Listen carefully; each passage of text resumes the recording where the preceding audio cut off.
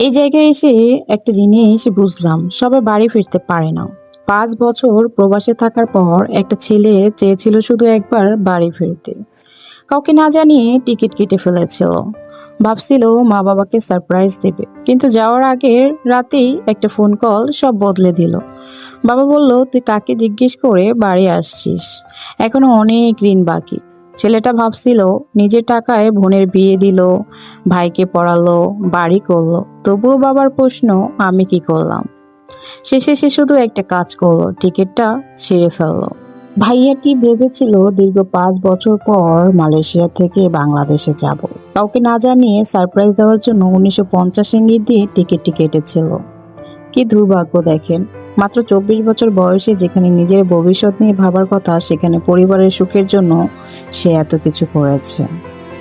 প্রবাসীরা আসলে একটা জীবন্ত মেশিন, যাদের আবেগের কোনো দাম নেই। তুমি হলে কি করতে?